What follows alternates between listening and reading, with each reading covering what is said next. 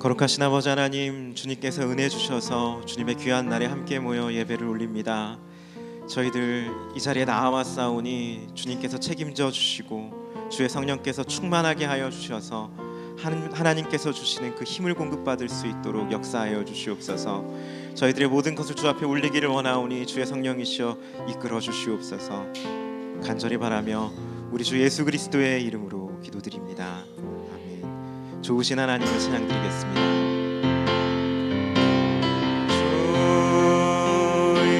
좋으신 하나님, 좋으신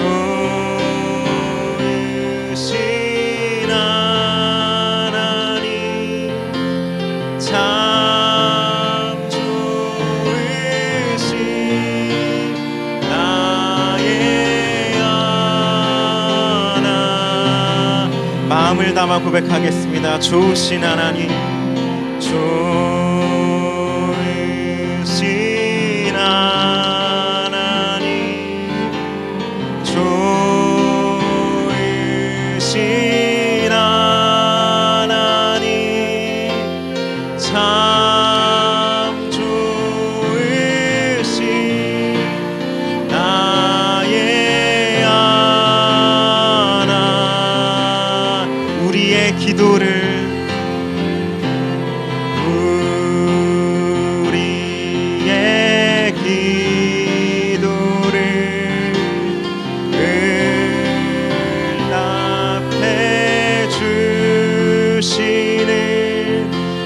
참 좋으신 나의 하나님.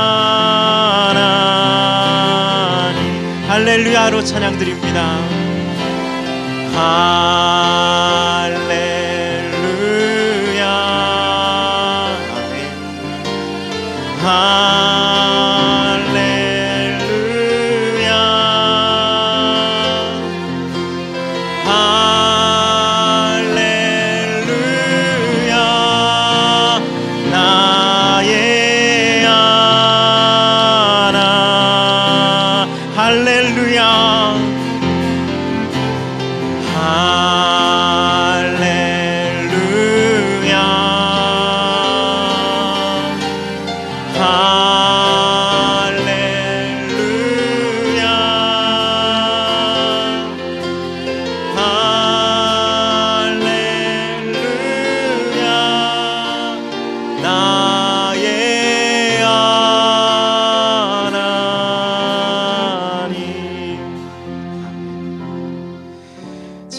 아멘. 우리가 한 주간 동안 알게 모르게 지었던 우리의 죄악들을 하나님 앞에 고백하는 시간입니다.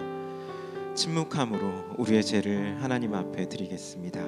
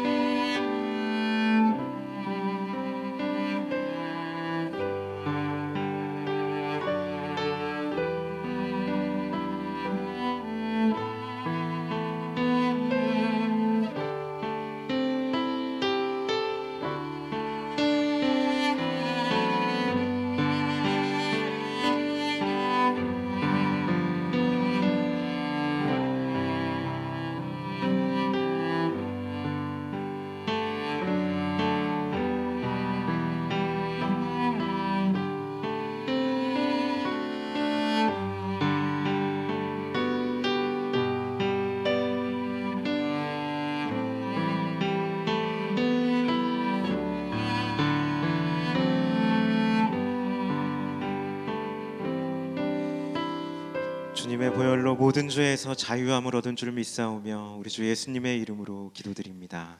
아멘.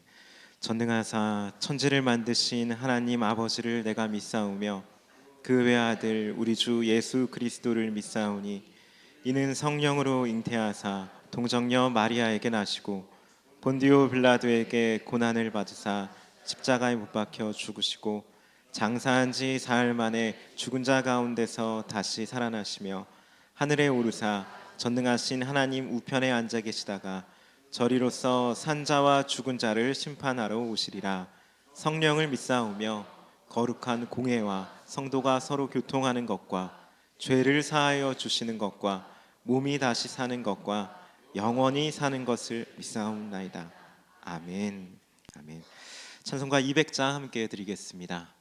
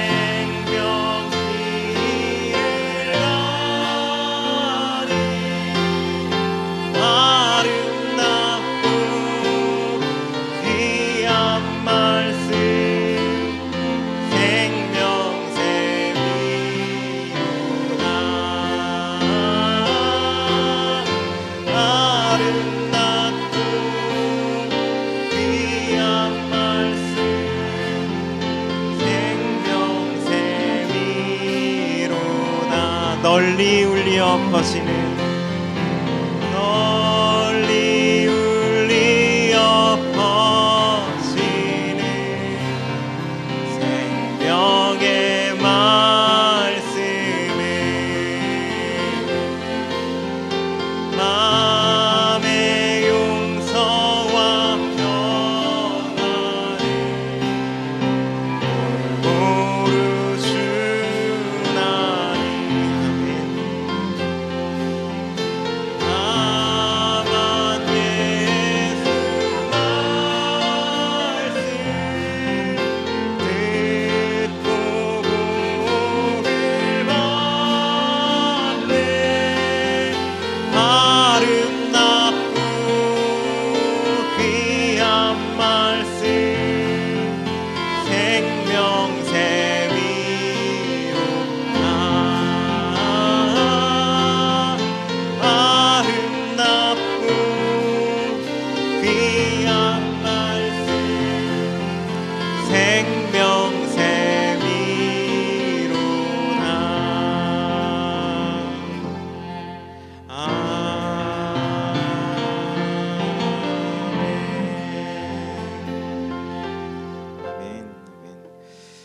이 시간 광고 보도록 하겠습니다. 광고 보기 전에 좌우 옆 사람과 앞뒤 사람에게 인사하겠습니다. 당신은 하나님의 사랑이십니다. 당신은 하나님의 사랑이십니다. 하나님의 사랑이십니다. 네, 감사합니다. 광고 보도록 하겠습니다. 광고 2번입니다. 주일 예배를 허락하신 하나님께 감사를 드립니다.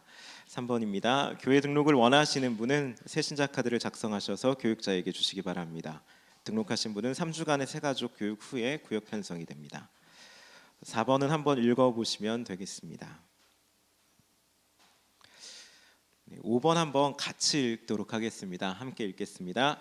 담임 목사 안식 주간이 5월 8일까지 있습니다. 여러분들의 많은 기도와 교회를 위한 기도를 바랍니다. 네, 목사님 안식 주간이 5월 8일까지 있습니다. 이 기간은 더욱더 교회를 위해서 또 목사님을 위해서 기도하는 시간이다라고 생각을 해주시면 감사하겠습니다. 6번, 7번, 8번도 한번 눈으로 읽어봐 주시면 감사하겠습니다.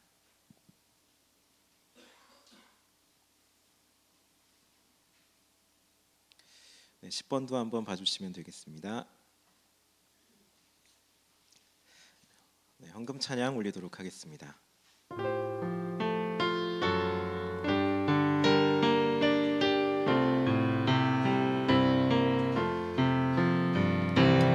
나의 생명 드리리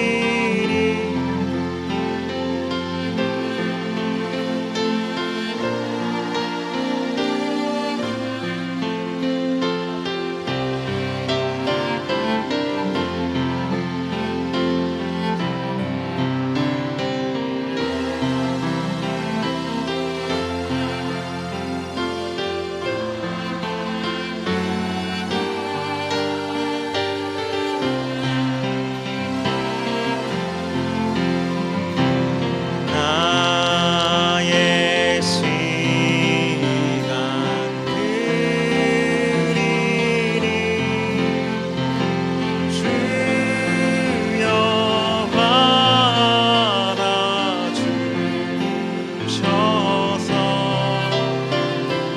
평생 또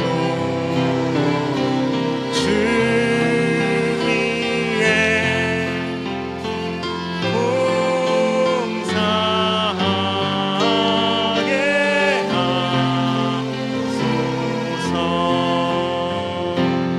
하소서.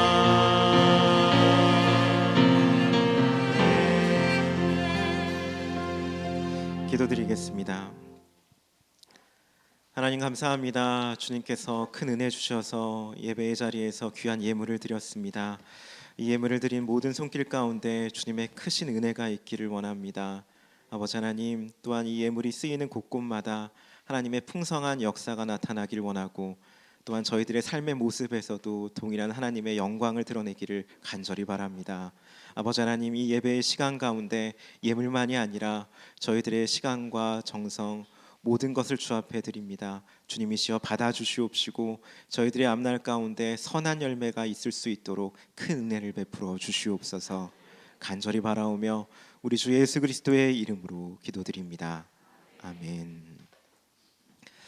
이 시간 특별 연주 코니 트리오 순서를 가진 뒤에 대표기도 김복희 권사님께서 해주시겠습니다.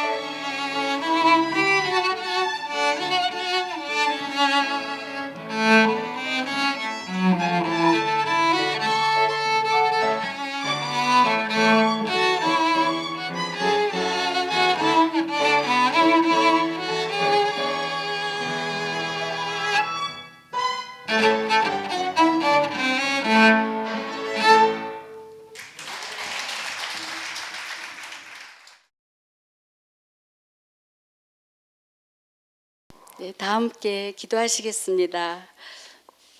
사랑이 많으신 하나님 아버지, 언제나 저희들을 눈동자 같이 보호해 주시고 또 오늘도 이렇게 거룩한 주일 성전에 나와서 예배드리게 하여 주심을 감사를 드립니다. 상한 갈대를 꺾지 아니하시며 꺼져가는 등불을 끄지 아니하시고 진실로 정의를 시행할 것이며 그는 쇠하지 아니하시며 낙담하지 아니하고 세상에 정의를 세우기에 이르리니 섬들이 그 교훈을 앙망하리이다. 아버지, 이사야서 42장 3절 말씀, 하나님의 약속의 말씀을 저희들이 굳게 믿으며 주님 믿음 안에서 세상 바라보며 흔들리지 않는 믿음으로 살아갈 수 있도록 인도하여 주시옵소서. 부활의 주님을 찬양하며 날마다 저희들이 하나님을 믿으며 주님의 사랑을 알리고 실천하는 사랑의 공동빛, 공동체 교회가 될 수 있도록 도와주시옵소서. 믿지 않는 주변의 많은 분들에게 복음의 능력으로 빛과 소금의 역할을 할 수 있도록 인도하여 주시옵소서. 하나님을 기쁘시게 하는 교회가 될 수 있도록 기도합니다. 저희의 연약하고 부족함을 주님께 아쉬움에 아버지 하나님, 저희들이 붙잡아 주시고 함께하여 주시기를 간절히 기도합니다. 이 시간 저희들이 부족하지만 마음에 품고 또 믿지 않는 가족을 위해서 또 주변 분들을 위해서 아버지 기도합니다. 간절한 마음으로 기도할 때 아버지께서 꼭 들어주시기를, 소원을 들어주시기를 간절히 기도합니다. 그리고 또 목사님께서도 안식을 잘 지내셔서 정말 저희들에게 항상 하나님의 귀한 말씀으로 또 저희들의 영육감을 위해서 애를 쓰시는데 평안한 정말 쉼을 가지시는 기쁜 안식이 되어서 저희들에게도 더욱더 하나님의 말씀 안에 살아갈 수 있는 귀한 목사님 함께하여 주시옵소서. 아버지, 또 이렇게 오늘 아버지 앞에 드리는 또 찬양과 또 숨은 손길들 많이 있습니다. 알게 모르게 수고하는 손길들 위에 하나님의 은혜로 축복하여 주시옵시고 또 오늘도 새로 나오신 분들 있습니다. 오늘도 말씀 들으실 때, 예배 들으실 때 정말 주님 꼭 만나고 가는 시간 되게 하여 주시옵시고 또 우리들의 정말 죄를 대속하여 주신 하나님 은혜를 한순간도 잊지 않고 저희들이 감사드리며 이 모든 말씀을 예수 그리스도 이름으로 감사로 기도드립니다.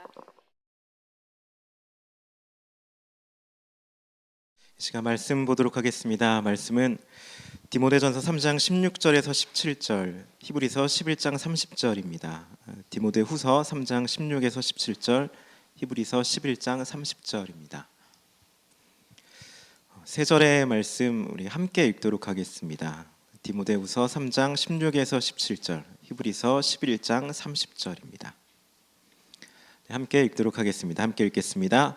모든 성경은 하나님의 감동으로 된 것으로 교훈과 책망과 바르게 함과 의로 교육하기에 유익하니 이는 하나님의 사람으로 온전하게 하며 모든 선한 일을 행할 능력을 갖추게 함이라.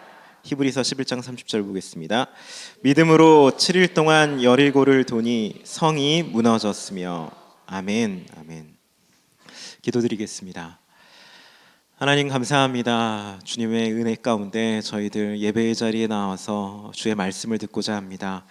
이 시간 주의 성령께서 각 사람의 마음 가운데 역사하여 주셔서 저희들의 믿음의 유익함이 있는 시간이 되게 하여 주시옵시고 믿음의 결단이 있는, 위로가 있는 귀한 시간이 될 수 있도록 주의 성령께서 역사하여 주시옵소서. 간절히 바라며 우리 주 예수님의 이름으로 기도드립니다. 아멘.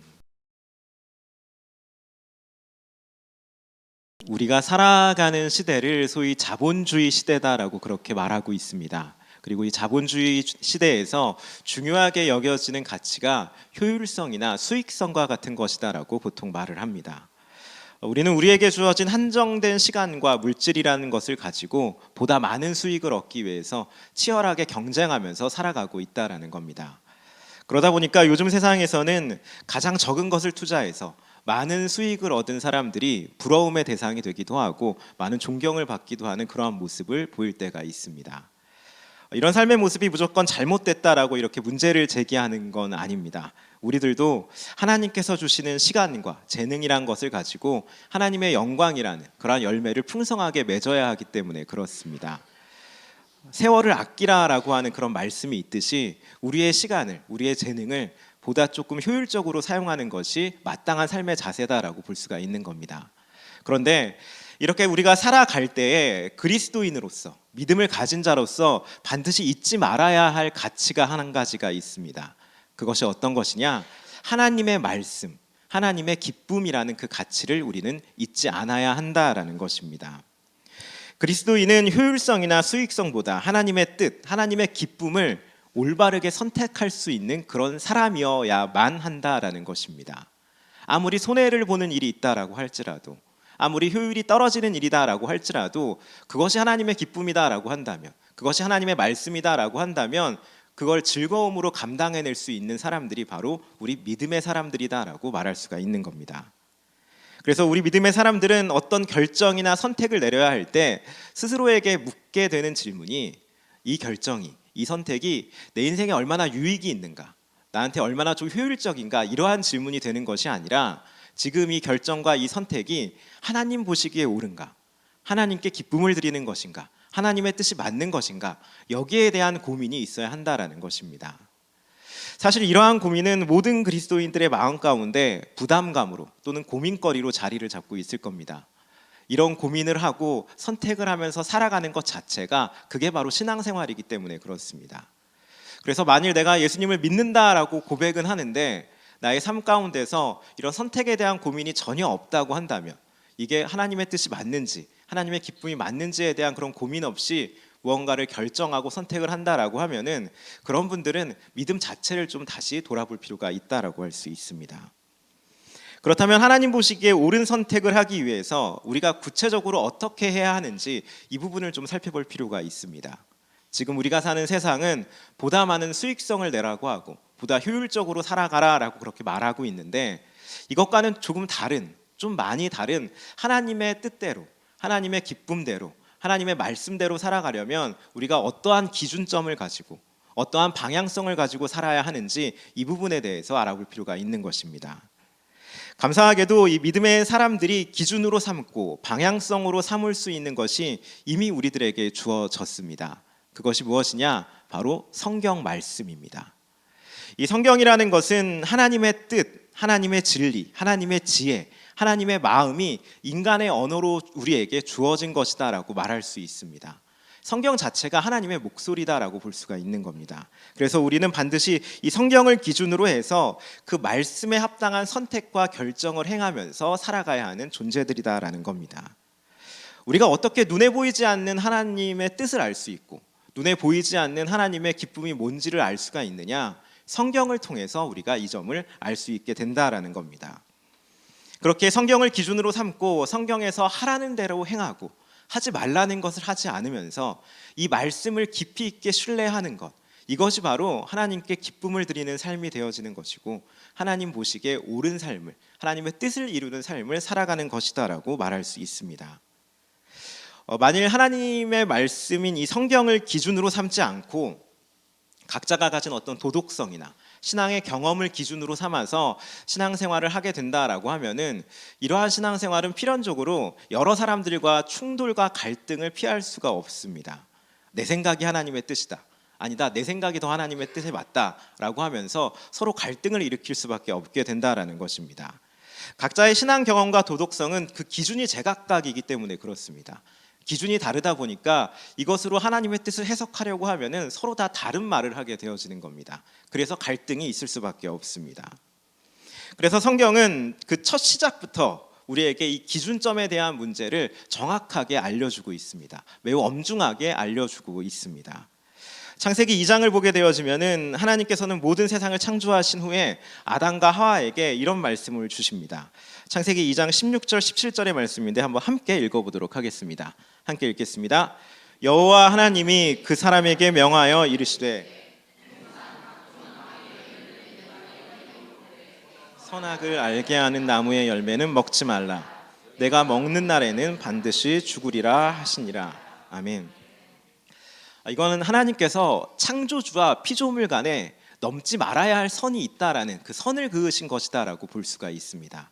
이 세상을 창조한 건 하나님이시고 이 세상의 주인도 하나님이시기 때문에 선악에 대한 그 기준을 하나님께서만 판단하시겠다라는 그러한 말씀입니다. 그런데 아담과 하와는 이들은 이 기준을, 이 약속을 어기게 되었습니다. 선악을 알게 하는 나무의 열매를 먹게 된 겁니다. 이 사건은 이제부터 인간 스스로가 선과 악을 결정할 수 있는 그 기준을 가지겠다라는 것으로 볼 수 있습니다. 그래서 아담과 하와가 선악과를 먹고 난 다음부터 인간들은 내 생각, 내 감정, 나에게 유익이 되는 것, 이것을 기준으로 삼아서 자기의 뜻대로 선과 악을 기준으로 판단하게 되었다라는 것입니다. 그러다 보니까 10명의 사람들이 있으면 10가지의 기준이 생기게 되었고 100명의 사람들이 있으면 100가지의 기준이 생기게 되었습니다. 이렇게 기준이 여러 개가 되면 어떠한 일이 발생되느냐? 앞서 말씀드린 대로 갈등과 충돌을 피할 수 없게 되는 겁니다. 싸울 수밖에 없습니다. 내가 옳으면, 내가 선하면 나와 생각이 다르고 감정이 다르고 경험이 다른 그 상대방의 이야기를 우리는 잘 수용하지 못합니다. 받아들일 수가 없는 겁니다. 수용하려고 한다고 해도 그 과정에서는 반드시 충돌과 갈등이 일어날 수밖에 없게 되는 것입니다. 그렇기 때문에 선악과 사건 이후의 세상은 점점 더 혼란해질 수밖에 없었습니다. 더욱더 혼란해지고 더욱더 악해질 수밖에 없던 겁니다. 그리고 이러한 세상이 지속되면서 한 가지의 결과가 나타나게 됐습니다. 어떤 결과냐? 가장 힘이 센 사람, 가장 권력이 많은 사람, 가장 능력이 많은 그 몇몇 사람들을 중심으로 해서 그들이 세워놓은 기준을 많은 사람들이 따르게 되는 그러한 세상이 만들어지게 된 겁니다. 역사 가운데 그러한 시대가 왕정 시대였습니다. 왕이라고 하는 절대 권력자가 있고 그 사람이 세운 기준에 따라서 사람들이 맞춰 살아가게 되는 겁니다. 혹은 그 왕과 함께하는 몇몇 권력자들이 세워놓은 기준을 가지고 많은 사람들이 거기에 따라서 살아갈 수밖에 없었습니다. 그 권력자들이 선하다라고 하면은 그건 선한 것이 되어지는 것이고 그 권력자들이 악하다라고 하면은 그것이 악한 것으로 평가받는 그러한 시대가 나타나게 된 겁니다. 그런데 시대가 흘러가면서 더욱더 시간이 흘러가면서 사람들은 이게 뭔가 잘못됐다라는 것을 깨닫습니다. 뭔가 불공평하다. 이건 옳지 않은 것이다라는 것을 깨닫게 됩니다. 그래서 어떠한 일이 벌어졌느냐? 모든 사람들이 합심해서 그 권력자들을 끌어내리게 됩니다. 이제 더 이상 몇몇 권력을 가진 그 사람들만 기준을 세우는 것이 아니라 모든 사람들이 합해서 모든 사람이 동의할 만한 기준을 세워서 그렇게 세상을 살아가자라고 그렇게 이야기를 한 겁니다. 그러한 기준이 무엇이냐? 바로 법률입니다. 사회 공동체 속에 있는 사람들은 법의 조항들로 이런 것은 옳은 것이고 이런 것은 악한 것이다라는 것을 서로 동의하면서 거기에 맞춰서 살아가게끔 서로가 그렇게 살게 되는 것입니다. 법이라는 것이 삶의 기준점이 되었습니다. 지금 우리가 살고 있는 이 시대가 바로 그런 시대입니다. 그러다 보니까 우리는 우리 스스로의 옳고 그름을 판단할 때, 어떤 선악을 생각할 때, 선택에 대한 결정을 할 때 자연스럽게 법을 가장 중요하게 생각하게 됩니다. 최소한의 기준점으로 그 법을 생각하고 있는 겁니다. 선택과 행동의 기준점이 법이 된 그러한 세상 가운데 지금 우리는 살고 있는 겁니다. 또한 내가 괜찮은 사람이다 혹은 옳은 사람이다라는 걸 평가하는 기준도 역시 법입니다. 내가 법으로 따져봤을 때 뭐 아무런 문제가 없는데 나는 괜찮은 사람이지 않냐, 내가 이 일을 하는 데 있어서 어떤 법적인 그런 문제가 되지 않는데 이건 선한 일이지 않겠느냐, 이렇게 생각을 하면서 법을 최소한의 기준점 혹은 최대한의 기준점으로 만들어 놓고 그렇게 삶을 살아갑니다. 이러한 삶의 자세가 지금 우리 주변에 있는 일반화된 삶의 모습이다라고 볼 수 있습니다. 그런데 이렇게 살아가던 우리들이 예수님을 믿게 되어지면은, 예수님을 만나게 되어지면은 그 기준점 자체가 완전히 변화되게 되어집니다.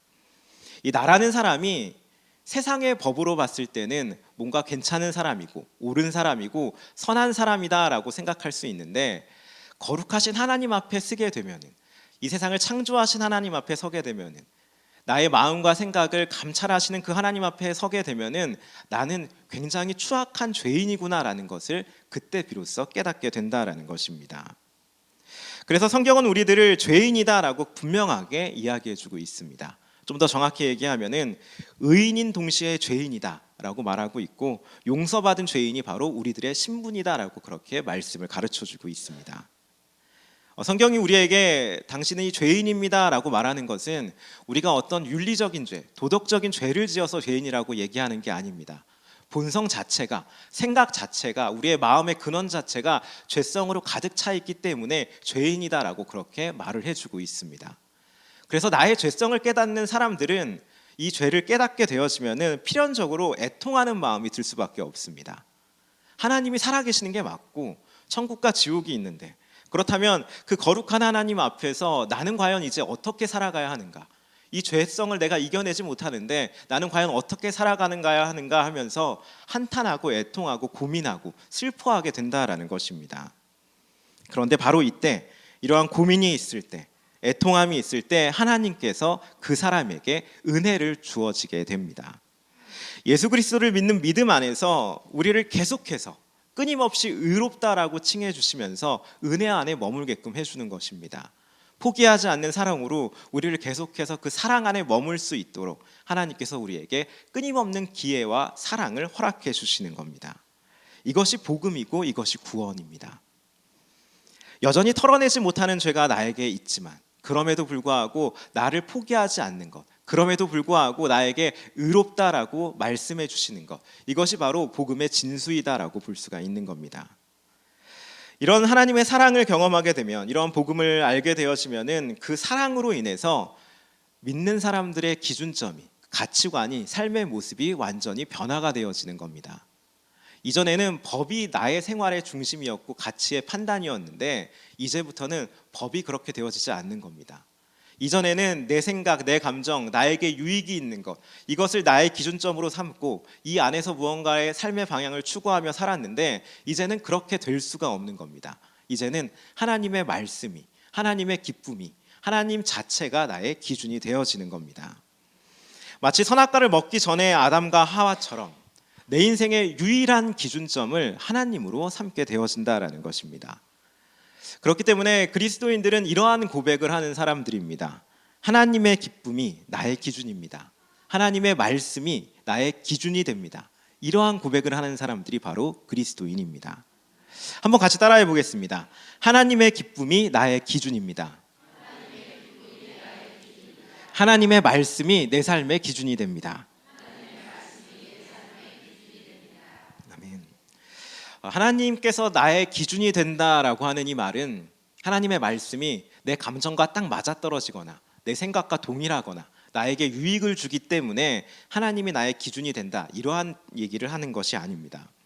하나님의 말씀이 내 생각과 때론 다를 수 있고 나의 감정과도 다를 수 있고 내가 이제껏 살아왔던 경험과도 전혀 다른 말씀을 우리에게 주실 때가 있습니다.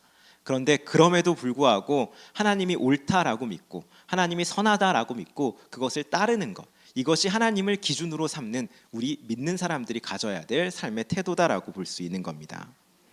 이 점을 좀 확실하게 하는 것이 우리 신앙생활에서 굉장히 중요하다라고 볼 수 있습니다.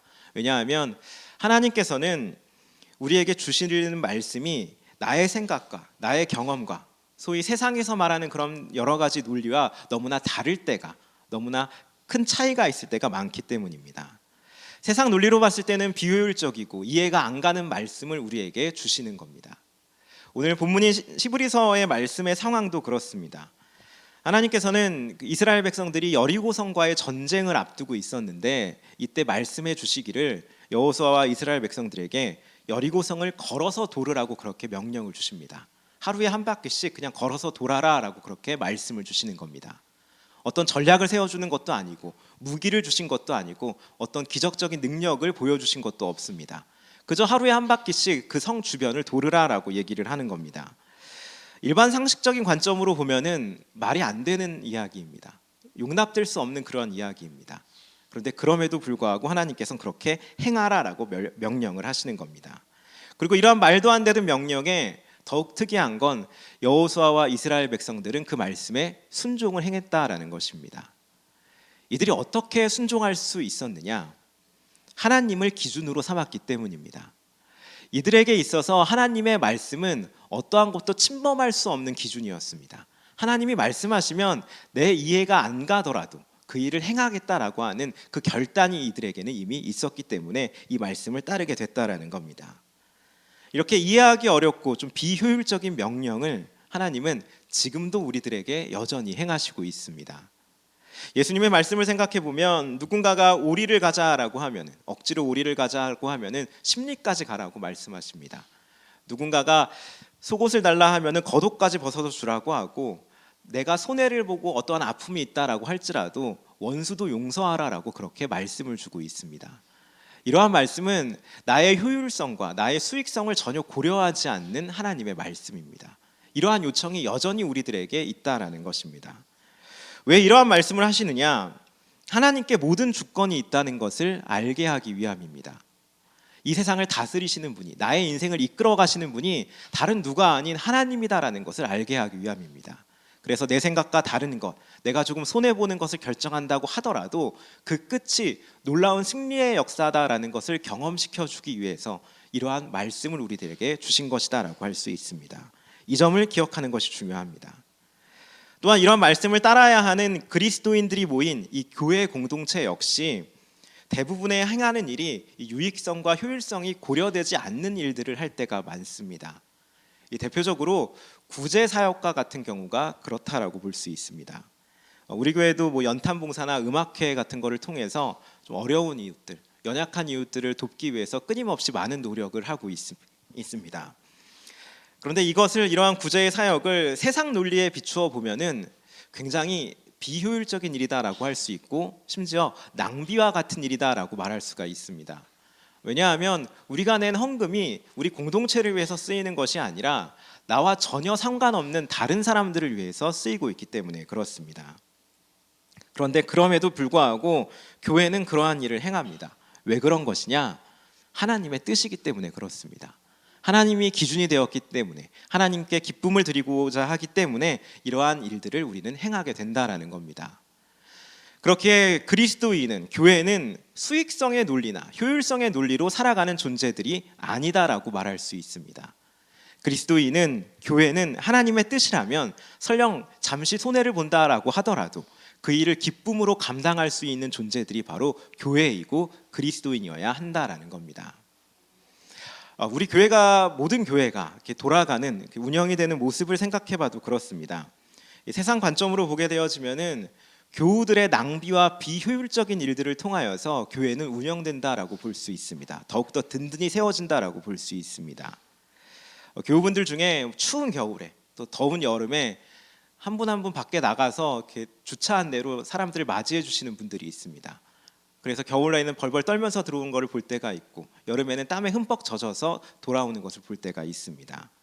또한 매주 빠짐없이 예배 시간 한참 전부터 와서 예배를 준비하는 스태프들이 있고, 찬양팀들이 있고, 전도를 하시는 분들이 있습니다. 예배 후에도 마찬가지입니다. 뒷정리를 하시는 분들이 있고, 토스트를 굽는 분들이 있고, 식당 일을 하시는 분들이 있고, 다음 주 특송을 준비하면서 늦게까지 남아 계시는 분들이 있습니다. 이런 일 외에도 각자가 맡겨진 일을 되게 많이 조용히 하시는 분들이 정말 많이 있습니다.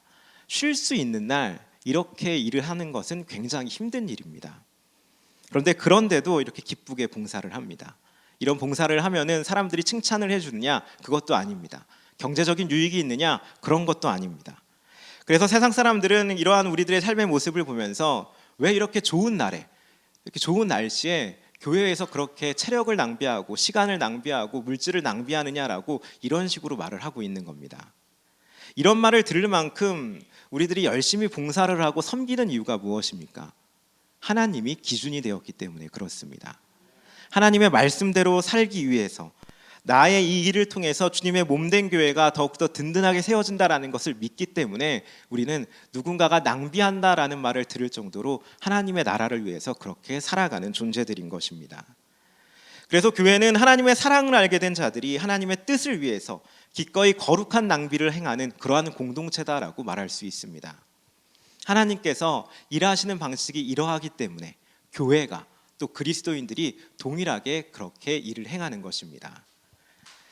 정말로 생각을 해보면 사실상 역사상 가장 큰 비효율적인 일, 가장 낭비와 같은 일이 바로 예수님께서 이 땅에 오셔서 십자가를 지신 일이다라고 말할 수 있습니다. 하늘 보좌 우편에 계셔서 마땅히 경배를 받아야 할 그분이 우리를 구원해 주시기 위해서 모든 능력을 제한하시고 이 땅에 오셨습니다. 그리고 구원시켜줄 그 인간들에 의해서 모욕을 받으시고 조롱을 받으시고 십자가에서 죽기까지 하셨습니다. 우리를 위해서 이렇게 예수님께서 죽으신 건 세상의 논리로 보면 굉장히 비효율적인 일이고 낭비다라고 말할 수 있습니다. 왜 그런 것이냐? 그렇게 구원받은 우리가 여전히 하나님의 뜻을 알지 못하기 때문에 그렇습니다. 여전히 죄 가운데 머물러 있고 여전히 순종을 잘하지 못하기 때문에 그렇습니다. 이렇게 구원받았으면 예수 그리스도께서 이 땅에 오신 그 대가를 지불했으면 그런 마땅한 삶의 모습을 나타내야 하는데 이러한 삶의 모습이 나타나지 않기 때문에 세상 논리로 보면 이건 낭비고 비효율적인 일이다라고 말할 수가 있는 겁니다. 그러나 하나님께서는 그렇지 않다라고 하십니다. 우리를 향한 사랑 때문에, 우리를 너무나 사랑하시기 때문에 낭비가 아닌 게 되는 것입니다. 우리를 향한 사랑 때문에 비효율적인 일이 전혀 개의치 않게 된다라는 것입니다. 그 사랑이 너무나 극진해서 끊임없이 죄를 지으며 사는 우리를 포기하지 않고 계속해서 말씀을 주시고 이러한 예배의 자리로 이끌어 주시면서 더욱더 나은 사람이 되려고, 거룩한 사람이 될 수 있게끔 우리를 인도해 주신다라는 겁니다. 그래서 이러한 하나님의 사랑으로 인한 그 거룩한 낭비가, 그 비효율적인 역사하심이 우리가 은혜 안에 머물 수 있는 그 기반이 되어진다라는 걸 우린 기억할 필요가 있습니다. 그렇게 우리는 이런 하나님의 사랑을 더욱더 기억하면서 감사할 필요가 있는 것이고, 더 나아가서는 그러한 하나님의 일하심의 모습을 나의 삶에서도 나타낼 필요가 있는 것입니다. 우리의 시간과 우리의 재능과 우리의 영성을 내 이웃을 위해 쓰일 수 있도록 내어줘야 한다라는 것입니다. 여기서 이웃이란 나를 제외한 모든 사람들을 말합니다. 나의 가족, 교우, 동료, 친구, 일상의 삶 가운데서 만나는 모든 사람들을 위하여서 내가 가진 자원을 낭비다라는 말을 들을 정도로 한번 내어줄 필요가 있는 것입니다. 특별히 이런 사람들 중에서 강도를 만난 것 같은 사람들이 있습니다.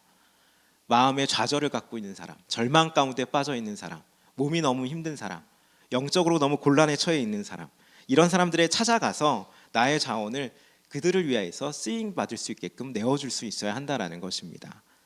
마치 선한 사마리아 사람이 강도 만나서 죽어가는 자를 위해서 자신의 재정과 시간을 들여서 그를 보살펴 주었듯이 우리도 마찬가지로 내 주변에 그렇게 강도 만난 사람들을 위해서 하나님의 손길을 베풀어 줄 수 있어야 한다라는 것입니다. 물론 이러한 일을 할 때 지혜가 필요합니다. 무턱대고 그런 일을 행할 수는 없습니다. 무조건 도와줄 수는 없습니다. 기도를 하면서 반드시 하나님의 마음을 받고 하나님보다 앞서지 않는 그러한 모습을 가질 필요가 있습니다. 내가 할 수 있는 범위 안에서 그의 필요가 무엇인지 고민하면서 실제적인 도움을 줄 수 있는 그러한 고민이, 그러한 지혜가 우리가 있어야 한다라는 것입니다. 이런 지혜로운 도움의 손길을 우리의 일상에서 나타나게 될 때, 그런 거룩한 낭비를 우리 스스로가 행하게 될 때 하나님께서는 그것을 보시고 큰 기쁨을 여기시게 되는 겁니다. 지극히 작은 자에게 한 것을 나에게 한 것이다라고 말씀하셨기 때문에, 하나님과 손과 발이 되어서 그 일을 행한 것이기 때문에 하나님께서는 우리의 모습을 보시면서 기쁨으로 여겨주신다라는 겁니다. 모두가 효율성을 따지고 수익성을 중요히 여기는 이 시대에서 우리 믿음의 사람들은 내 유익을 생각하기보다는 하나님을 기준으로 삼아서 나를 희생하는 이러한 선택을 행할 수 있어야 할 것입니다. 이러한 선택을 행할 때, 이러한 결심을 가지게 될 때, 그러한 결단을 우리가 가지고 있을 때 성령께서 반드시 도와주실 것이고, 그 일을 행하게 되면 우리가 예상치 못한 놀라운 큰 복을, 평강과 기쁨을 우리 마음 가운데, 우리의 삶 가운데 하나님께서 부어주실 것입니다. 이 점을 기억하시는 그런 성도님들 되시기를 간절히 소망합니다. 이 시간 받은 말씀을 생각하면서 찬양 한 곡 드리도록 하겠습니다. 하나님이 나의 기쁨이 된다라는 것, 하나님이 나의 기준이 되기를 소망하는 마음으로 함께 찬양 드리도록 하겠습니다. 나 주님의 기쁨 되기 원하네. 함께 찬양 드리겠습니다.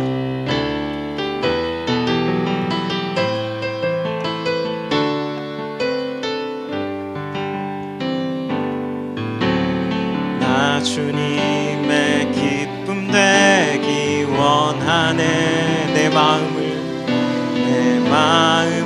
새롭게 하소서. 새 부대가 되게 하여 주사. 주님의 빛 비추게 하소서. 내가 원하는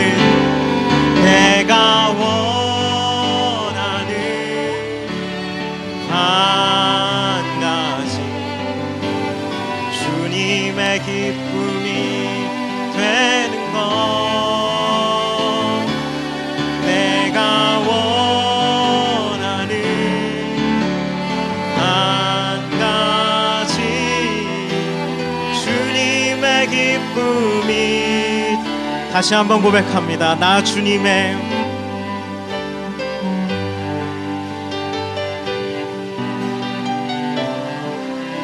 마음의 결단을 담아서 찬양하겠습니다. 새롭게 하소서 새 부대가 되게 하여 주사 주님의 빛 비추게 하소서 내가 원하는 한 가지 주님의 기쁨이 되는 것 내가 원하는 한 가지 주님의 기쁨이 돼 내가 원하는 한 가지 내가 원하는 한 가지 주님의 기쁨이 되는 것 아멘 내가 원하는 한 가지 주님의 기쁨이 되는 것 하나님 감사합니다. 세상에서 여러 가지 소리가 있고 여러 가지 말이 있지만 우리의 마음의 중심은 오직 하나님 한 분이기를 원합니다. 하나님의 기쁨이 되어지기 위해서 삶의 모든 것을 드리며 살아가는 저희들이 되어지기를 원합니다.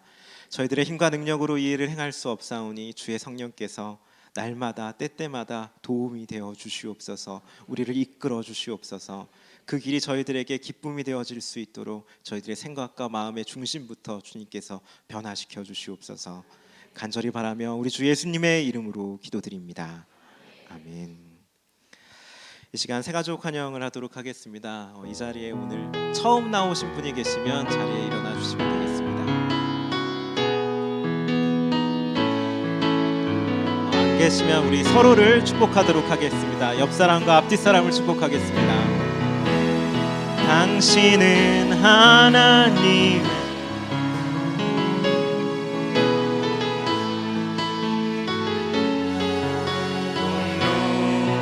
당신을 통하여서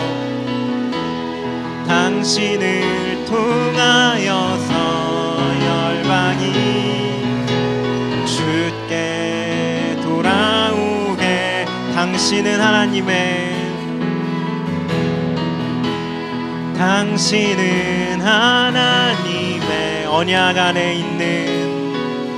언약 안에 있는 축복의 통로 당신을 통하여서 열방이 주께 예배하게 되리. 하나님께 영광의 박수 올리겠습니다. 할렐루야. 네, 이 시간 다 같이 자리에 일어나셔서 결단하는 마음으로 찬송가 447장 찬양 올리겠습니다.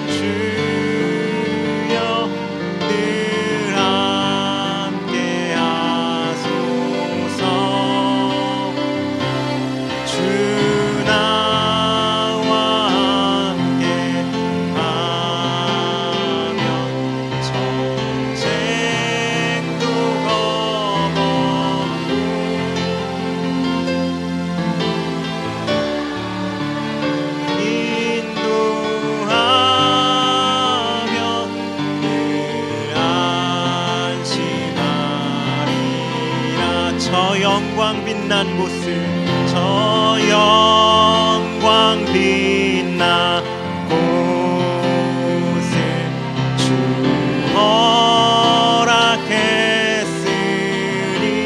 그 허락하신 곳을 그 허락하신 곳을 늘 사모합니다.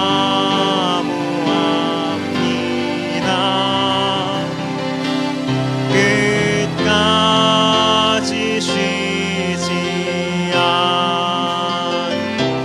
주 따라가리니 주 넓은 사랑으로 늘 인도하소서.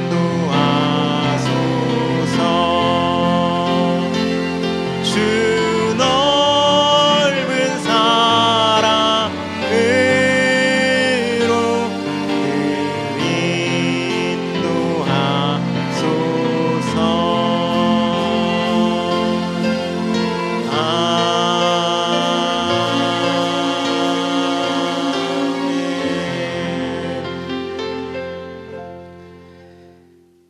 지금은 우리 주 예수 그리스도의 은혜와 하나님 아버지의 극진하신 사랑하심과 성령님의 위로 감화 감동 역사하심이 이 시간 하나님을 기준으로 삼기로 결단한 모든 성도들의 머리 위에 모든 생활 가운데 지금으로부터 영원토록 함께 하시길 간절히 축원하옵나이다. 아멘.